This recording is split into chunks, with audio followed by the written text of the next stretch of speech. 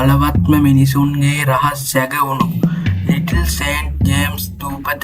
මේ දූපත ගැන මම හොයන්න පටන් ගත්තේ අහම්බෙන් දැකපු එකම එක පින්තූරයක් නිසා. පින්තූරය දැක්කම මට ඇති වුණ බය සහ ಗುಪ್ತ බව වචන වලින් විස්තර කරන්න අමාරුයි.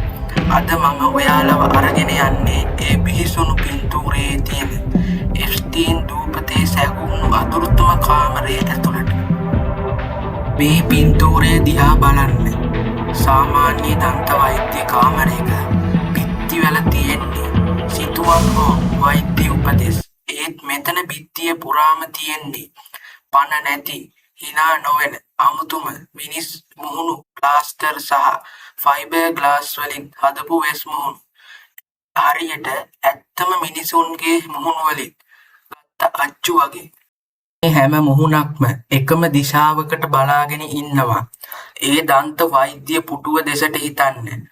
ඒ පුටුවේ වාඩි වෙලා ඉන්න අසරණ දරුවෙක් හෝ මේක දකින ඔබ මේ දහස් ගණනක් අජීවී දැස් Taman දිහා බලාගෙන ඉන්නවා දකිද්දි ඒ දරුවන්ට සහ ඔබට දැනුණු මනෝවිද්‍යාත්මක වදහිංසාව මොන වගේ ඇතිද? දන්ත වෛද්‍යවරයෙක් නැති දූපතක මෙච්චර මිල අධික උපකරණ මොකටද? ජනේල නැති, ශබ්දේ පිටතට ඇහෙන්නේ නැති මේ අදුරු කුටිය ඇතුලේ ඇත්තටම උනේ මොකක්ද? මේ දැවැන්ත ශල්‍ය කර්ම ලාම්පුව සහ රහස් කැමරා පද්ධතිය කියන්නේ මෙතන උනේ දත් ගැලවීමක් විතරක් නෙමෙයි කියලා දරුවන් බිය ගන්නවා. ලේ ලබා ගන්නා ඇඩ්‍රනෝකෝම් කතා ඇත්තක්ද? නැත්නම් මේ පුටුව ප්‍රභූවරුන්ව බ්ලැක්මේල් කරන්න වීඩියෝ කරන තැනක් වුණාද?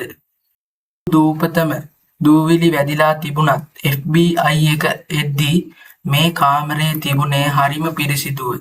හරියට ඊයේ පෙරේදා පාවිච්චි කරා වගේ.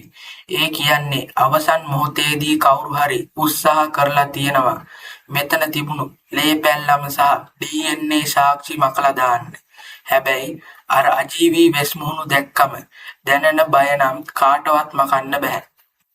පින්තූර දැක්කම ඔයාලටත් මට වගේම බයක් දැනුණා නම් කමෙන්ට් එකක් දාන්න. මේ වගේම දූපතේ තවත් රහස් හොයාගෙන අපි ඊළඟ වීඩියෝවෙන් හමු වෙමු. මම පීඩියා මිස්ට්‍රි.